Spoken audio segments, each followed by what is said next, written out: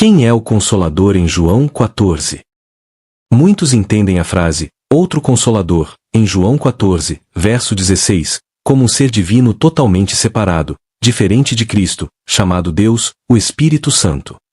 Mas isso é uma verdade? Vamos dar uma olhada mais de perto. João 14, 16 diz: E eu rogarei ao Pai, e ele vos dará outro Consolador. Dará. Indica que a vinda do Consolador ocorreria em algum momento no futuro, a partir do momento em que Jesus proferiu essas palavras. E em João 7, 39 diz que o Consolador só seria enviado quando Jesus fosse glorificado. No entanto, Jesus, falando do Consolador no versículo 17, disse: Mas vós o conheceis, porque ele habita convosco. Como pode o Consolador que ainda não foi enviado estar habitando com os discípulos? Quem é este Consolador que estava com os discípulos, mas que também viria consolar os discípulos de uma outra forma? Será que é porque o Consolador que eles conheciam e habitava com eles, é o mesmo Consolador que virá, e se referem à mesma pessoa, de uma forma diferente? Veja o que disse Jesus. Não vos deixarei órfãos, voltarei para vós outros. Agora Jesus se identifica como o Consolador, que habitava com eles, mas que voltará de uma maneira diferente, manifestando-se espiritualmente, para habitar neles. E observe como um dos discípulos de Jesus, Judas, não o Iscariotes, ficou confuso no versículo 22, perguntando a Jesus: Como é que te manifestarás a nós, e não ao mundo? Observe que Judas não estava confuso, quanto a quem iria se manifestar. Ele sabia que era Jesus, pois ele diz: Te manifestará. O te indica que ele sabia que era Jesus, mas a sua dúvida era: como ele iria se manifestar? Judas entendia claramente quem era o Consolador, que era Cristo. Ele apenas não entendia como. Ellen White, explicando João 14, diz que Cristo devia se manifestar a eles, e ainda estar invisível ao mundo, era um mistério para os discípulos. Eles não podiam entender as palavras de Cristo em seu sentido espiritual. Eles estavam pensando no externo, na manifestação visível. Eles não podiam se dar conta do fato de que podiam ter a presença de Cristo com eles, e ainda ele ficar despercebido pelo mundo. Eles não entenderam o significado de uma manifestação espiritual. O conceito de Cristo vindo de forma espiritual, através de seu Espírito, invisível ao mundo, era difícil para os discípulos de Cristo compreenderem. E assim como os discípulos, muitos hoje não entendem esse conceito de uma manifestação espiritual. Eles estavam só pensando no externo, na manifestação visível. Não podiam entender as palavras de Cristo, em seu sentido espiritual. E especialmente os adventistas trinitarianos, não conseguem compreender essa manifestação espiritual de Cristo. Eles têm o mesmo problema que os primeiros discípulos. Não compreendem que podem ter a presença de Cristo com eles, e ainda ele ficar despercebido pelo mundo. Ellen White disse que eles não conseguiam compreender as palavras de Cristo em seu sentido espiritual. Ela também havia escrito um ano antes o seguinte: Ao dar sua missão aos seus seguidores, Cristo não lhes disse que ficariam sozinhos. Ele lhes garantiu que estaria perto deles. Ele falou de sua onipresença de uma maneira especial. Ide a todas as nações, disse ele. Ide até os confins do globo habitável, mas saibam que minha presença estará lá. Trabalhai com fé e confiança, pois nunca chegará o momento em que eu vos abandonarei. A garantia de sua presença constante foi o legado mais rico que Cristo pôde deixar aos seus discípulos. 5 vezes em João 14, Cristo disse que era Ele que seria o nosso Consolador.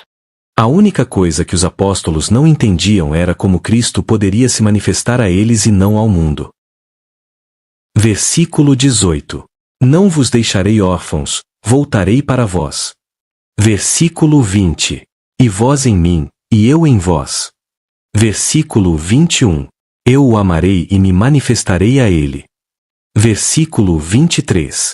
Nós, Pai e Filho, viremos a ele, e faremos nele morada.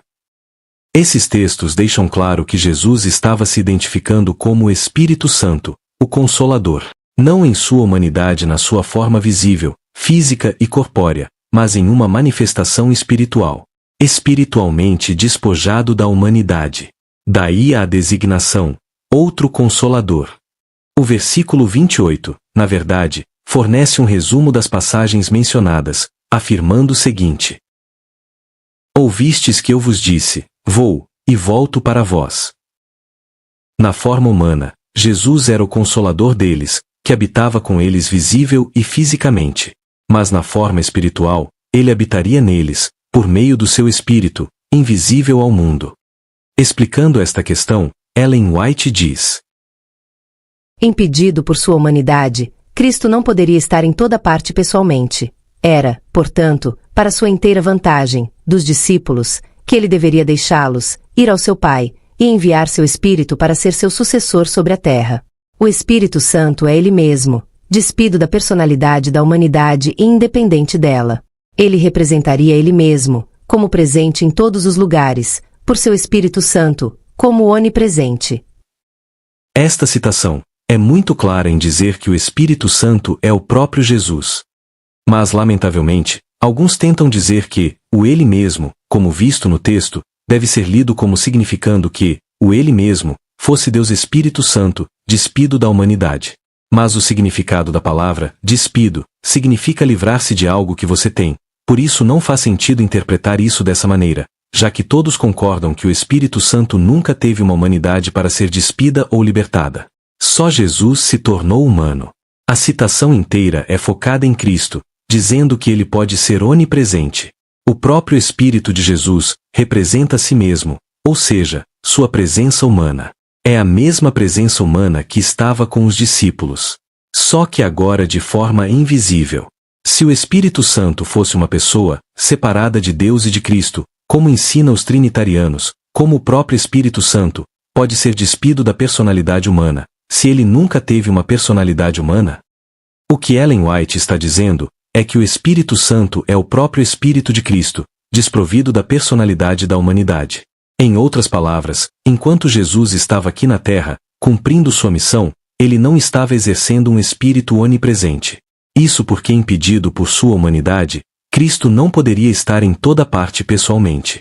Ele não poderia ter uma verdadeira experiência humana, se tivesse usado essa capacidade. Mas, depois que sua obra na Terra foi concluída, ele retomou sua glória divina e começou a exercer essa capacidade divina novamente. Ele removeu uma restrição que tinha, enquanto estava na Terra. Ele não se dividiu, mas o Espírito procede dele, fluindo dele. A limitação que havia sobre seu espírito enquanto ele estava fisicamente aqui, foi removida. Ele agora pode estar presente em todos os lugares, como o onipresente. Ele agora é onipresente novamente. É por isso que ele teve que subir, para que ele pudesse receber do Pai essa capacidade, e assim pudesse estar com seus discípulos, não importa onde eles estivessem na terra. Assim, há um homem no céu, que é verdadeiramente humano em sua forma, mas onipresente em seu espírito. Ele está novamente exercendo um atributo da divindade por seu espírito. É por isso que Ellen White diz: Ele diz: Não vos deixarei órfãos, voltarei para vós. Pelo Espírito, o Pai e o Filho virão e farão sua morada com vocês. Ellen White, explicando João 14, versos 16 a 17, diz: E eu rogarei ao Pai e ele vos dará outro Consolador, para que fique convosco para sempre. O Espírito da verdade, que o mundo não pode receber, porque não o vê, nem o conhece. Mas vós o conheceis, porque habita convosco e estará em vós. Isso se refere à onipresença do Espírito de Cristo, chamado Consolador. Outro texto em que a Bíblia nos diz claramente quem é o Consolador. A palavra grega, parakletos, traduzida como Consolador, em João 14, é traduzida também como advogado. Em 1 João 2:1, afirma claramente quem é o Consolador. Meus filhinhos, estas coisas vos escrevo, para que não pequeis.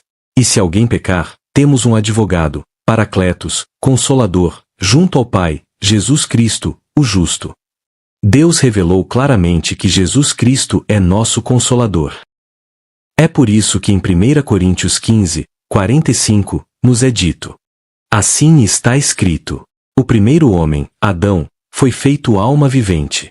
O último Adão, Jesus, foi feito o Espírito vivificante. Outro ponto importante. A palavra outro nem sempre significa uma pessoa diferente. Em 1 Samuel 10, 6, encontramos um uso da palavra outro, onde Samuel ungiu Saul e disse-lhe: e o Espírito do Senhor virá sobre ti, e com eles profetizarás, e serás convertido em outro homem. Sabemos que Saul não se transformou em um indivíduo totalmente diferente. Saul ainda era Saul, mas a experiência que ele teve fez dele um outro homem. Da mesma forma, também aconteceu com Cristo. O Consolador que viria é outra versão, invisível, espírito, da mesma pessoa de Cristo, e não outro indivíduo totalmente diferente. João 14, 16 diz: e eu rogarei ao Pai, e ele vos dará outro, Alos, Consolador, para que ele possa permanecer convosco para sempre. Em João 18 e 20, João usa a mesma palavra outro, Alos, que Cristo a usou, em João 14, 16. João 18, versos 15 e 16, diz: e Simão Pedro seguiu a Jesus, e também outro, Alos, discípulo. Esse discípulo era conhecido do sumo sacerdote e entrou com Jesus no palácio do sumo sacerdote. Mas Pedro estava na porta do lado de fora. Então saiu aquele outro discípulo, Alos, que era conhecido do sumo sacerdote, e falou com a que guardava a porta, e trouxe Pedro. Observe que, embora João tenha escrito outro discípulo, ele estava realmente falando de si mesmo. Sabemos que foi João, pois o comentário bíblico inspirado de Ellen White confirma. Depois de abandonarem o mestre no jardim, 2 dos discípulos ousaram seguir, à distância, a turba que levara Jesus preso. Esses discípulos eram Pedro e João. Os sacerdotes reconheceram João como bem conhecido discípulo de Jesus, e deram-lhe entrada na sala. João falou em favor de Pedro, conseguindo entrada para ele também. Simão Pedro seguia Jesus, e outro discípulo também. Esse discípulo, João, era conhecido do sumo sacerdote. João usou outro para falar dele mesmo, pois João, o orador, estava falando dele mesmo na terceira pessoa, como outro discípulo. Vamos ler João 20, de 1 a 4, onde João usou a mesma palavra alos, que Cristo usou. E no primeiro dia da semana, Maria Madalena foi ao sepulcro de madrugada, sendo ainda escuro, e viu a pedra tirada do sepulcro. Correu, pois, e foi a Simão Pedro, e ao outro discípulo, a quem Jesus amava, e disse-lhes: levaram o Senhor do sepulcro, e não sabemos onde o puseram. Então Pedro saiu com o outro discípulo, e foram ao sepulcro. E os dois corriam juntos, mas o outro discípulo correu mais apressadamente do que Pedro, e chegou primeiro ao sepulcro. João se descreveu como um outro discípulo e Jesus também se descreveu como outro consolador, pois ele nos diz: eu voltarei para vós. Então, outro, pode significar a mesma pessoa, de uma forma diferente, sim ou não? Sim, com certeza. Jesus costumava se referir a si mesmo, na terceira pessoa, como se estivesse falando de outro indivíduo. Veja alguns exemplos. Estas palavras falou Jesus, e levantou os olhos ao céu, e disse: Pai, é chegada a hora, glorifica teu Filho, para que também teu Filho te glorifique, assim como lhe deste poder sobre toda a carne, para dar a vida eterna a todos quantos lhe deste. Eu lhe digo que ele os fará justiça rapidamente. No entanto, quando o Filho do Homem vier, achará fé na terra. Após sua transfiguração, Jesus disse aos seus discípulos: o Filho do Homem será entregue nas mãos dos homens, e eles o matarão, e ao terceiro dia ressuscitará. No caminho para Emaús, Jesus disse a seus companheiros de viagem desavisados: porventura não convinha que o Cristo, como se fosse outra pessoa, padecesse estas coisas e entrasse na sua glória. Observe o que o Espírito de profecia diz sobre o encontro de Emaús. Mas eles ainda mal suspeitavam, quem era seu companheiro de viagem. Eles não achavam que o objeto de sua conversa estava andando ao seu lado, pois Cristo se referia a si mesmo como se fosse outra pessoa. Então, quando Ellen White falou da terceira pessoa da divindade, ela está usando a linguagem da terceira pessoa, que Cristo e João usou, para se referir ao próprio Jesus de outra forma. Quando Jesus ressuscitou e subiu ao céu, ele foi glorificado, pois só assim ele poderia voltar para nós em seu espírito, despido da personalidade humana. Por isso João disse: o Espírito Santo ainda não fora dado, porque Jesus ainda não tinha sido glorificado. E o que era a glorificação de Jesus? E agora glorifica-me tu, ó Pai, junto de ti mesmo, com aquela glória que tinha contigo antes que o mundo existisse. Foi um retorno ao poder da divindade, para que ele pudesse ser onipotente e onipresente e estar em espírito com todo o seu povo em todos os lugares ao mesmo tempo.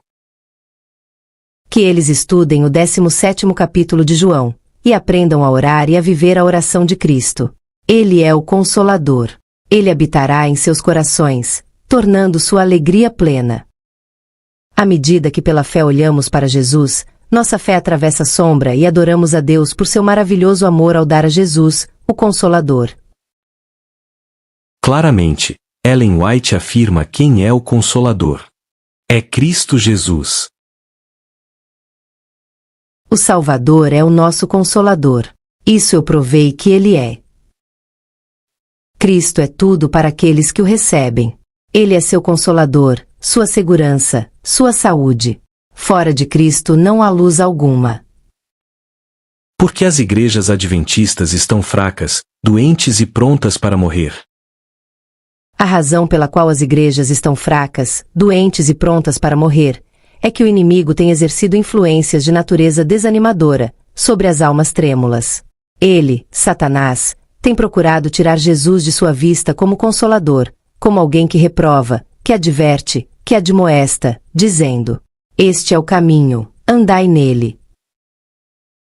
É isso que Satanás tem feito. Ele tem procurado tirar Jesus de sua vista como Consolador. Só Jesus é o verdadeiro Consolador, pois somente ele foi tentado como nós e tomou a nossa natureza. Quem está mais qualificado para nos confortar, além de alguém que viveu e sofreu como um de nós, e sabe como é ser tentado? É também Cristo que nos dá poder para vencer o pecado, pois foi ele quem venceu o pecado na cruz. Então, a partir do dia de Pentecostes, Deus enviou o Espírito de seu Filho para seus corações, clamando: Abba Pai, como está em Gálatas 4:6.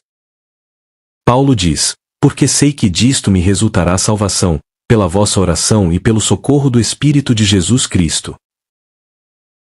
E, havendo dito isto, assoprou sobre eles e disse-lhes: recebei o Espírito Santo. O Espírito vem do Pai e do Filho. Cristo sabe como encontrar o homem em todas as circunstâncias, como elevá-lo e fortalecê-lo, e imbuí-lo da natureza divina, como soprar o sopro da vida sobre ele, dizendo: recebei-vos o Espírito Santo.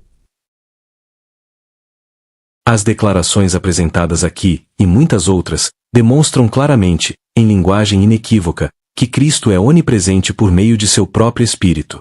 Um ponto digno de nota é a necessidade de distinguir a presença real, literal de Cristo do seu Espírito onipresente. A pessoa real de Cristo tem uma personalidade corpórea, e seu eu, visível e físico, limita-se a uma presença local, ministrando no céu. Ele é onipresente somente por meio de seu Espírito. E assim, podemos de fato ter a presença de Cristo conosco.